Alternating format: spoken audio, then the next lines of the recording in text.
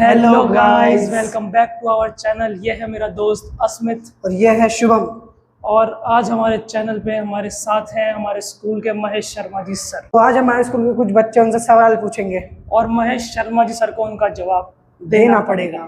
तो चलिए शुरू करते हैं आज का ये शो। मेरा नाम गिरीश ज्ञानचंदानी।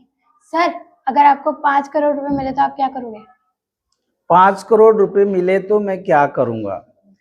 देखिए, मेरा मानना है कि जीवन में पैसा ही सब कुछ नहीं है, लेकिन ये भी मानना है कि पैसे के बिना भी कुछ नहीं है। अगर मुझे अकस्मात 5 करोड़ मिले तो सबसे पहले मैं अपने ड्रीम्स लाइक एक अच्छा घर बनाऊं, अपने परिवार के लिए गाड़ी खरीदूं।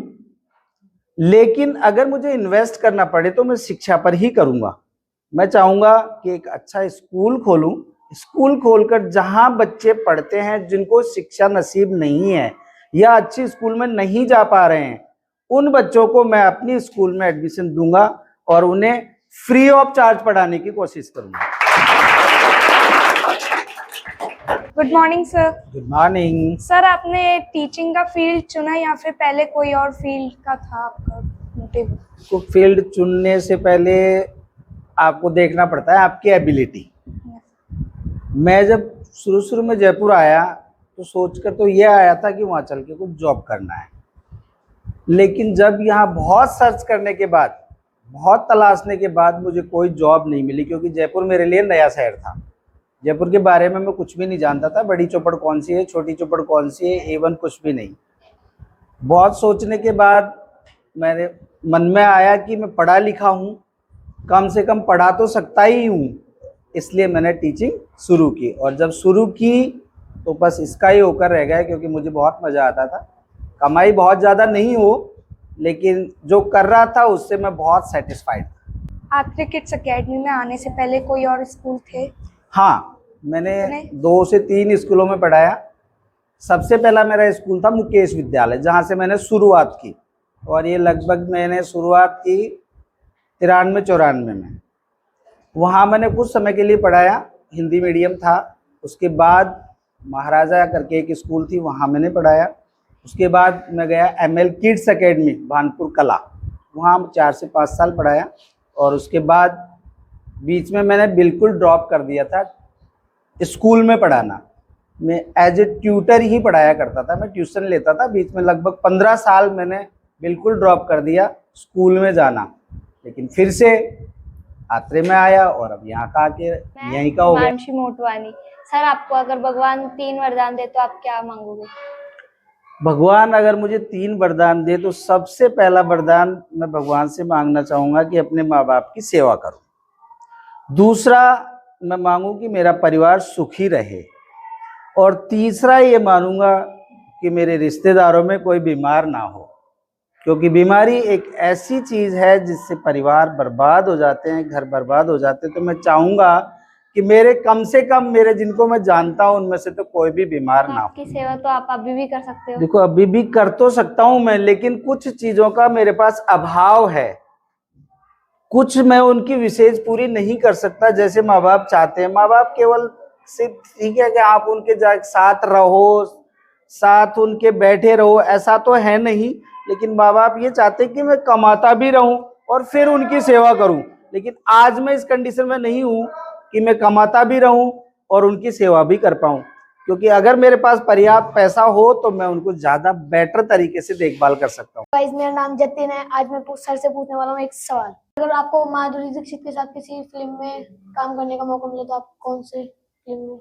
नई फिल्म बनाना जाए तो ये पुरानी फिल्मों में से कोई काम करने का मौका मिले तो हाँ, पुरानी फिल्मों में मैं बेटा फिल्म ही करना चाहूंगा, क्योंकि बेटे में जो रोल है माधुरी का और इवन जो एक्टर का, वो बहुत ही सिंपल सा रोल है। बिल्कुल गांव का दिखाया गया है, बिल्कुल सिंपल लाइफ दिखाया गया है। और ऐसे लाइफ में अगर मुझे रोल करने का मौका मिले तो मैं करना चाहूंगा जरूर। वो ही क्यों? क्योंकि देखिए, हम ग्रामीण परिवेश के लोग हैं और सिंपली हम उस तरह की एक्टिंग आसानी से कर सकते हैं जो ग्रामीण परिवेश की हैं। उसमें बिल्कुल उनको एक अनपढ़ दिखाया गया है, गांव का रहने वाला, ऐसा नहीं कह सकते कि गंवार है, लेकिन समझदार बहुत है, लेकिन बिल्कुल भोला भाला दिखाया गया है। और ऐसी एक्टिंग करने में कोई ज्यादा कुछ करना भी नहीं पड़ता। सर, आप आज आपसे पूछना चाहूंगी कि आपकी फेवरेट एक्टर्स कौन है? एक्ट्रेस या एक्टर्स? एक्टर्स में से कोई भी।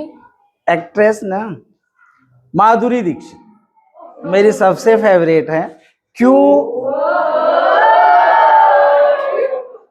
वजह है उनकी एक्टिंग, डांस मुझे बहुत अच्छा लगता है उनका। मुझे लगता है कि उनका जैसा डांसर शायद कोई भी नहीं है।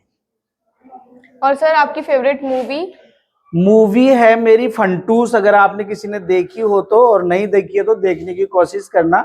फंटूस एक मूवी है जिसमें कुछ ऐसा दिखाया गया है कि जो चीज आगे फ्यूचर में आने वाली है वो उनको वहां प्रेजेंट में दिखाई देती है। तो वो पिक्चर मुझे बहुत अच्छी लगी, क्योंकि जैसे मोबाइल फोन है तो वहां उस फिल्म में दिखाया गया है कि मोबाइल फोन वो लोग क्या चले जाते हैं पास्ट में चले जाते हैं। तो तब मोबाइल फोन नहीं थे, लेकिन वहां जो प्रेजेंट में जहां वो थे, वहां का एरिया प्रेजेंट में था, वहां मोबाइल फोन थे। तो ये पिक्चर उनमें मिक्सअप किया गया था कि पास्ट और फ्यूचर को, दोनों को, कि ये चीजें कल्पना से परे चीज भी वहां दिख रही थी उनको। जो चीजें कल्पना में थी वो चीजें वहां दिख रही थी उनको। तो मुझे बहुत अच्छी लगी हो। सर कोई ऐसी सिटी जो आपका ड्रीम हो वहां पर जाना? मैं अगर मुझे मौका मिले तो लंदन जाना चाहूंगा। लंदन मुझे बहुत अच्छा लगता है, क्योंकि मैंने कई बार सर्च किया, उसके बारे में देखा है। मुझे बहुत खूबसूरत शहर लगता है, और अगर मौका मिले तो मैं लंदन जरूर जाना चाहूंगा। और आपका favourite food? Food, Rajasthani food तो मेरा दाल बाटी चूरमा सभी का है, लेकिन मेरा फेवरेट डिश जो है मालपुए और खीर है। मुझे सबसे अच्छे लगते हैं मालपुए और खीर। मैं जतिन ज्ञानचंदानी आज आपसे पूछने वाला हूँ एक चुटकुला। आप कोई सभी में कोई एक चुटकुला सुनाओ। चुटकुला, चुटकुले का मतलब है हंसी आ जाए, कुछ ऐसा सुनाना।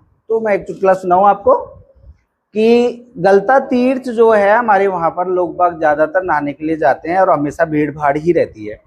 तो सर्दी का टाइम था, एक छोटा बच्चा जिसको तैरना तो कहाँ से आएगा, बहुत छोटा था, पानी में गिर गया।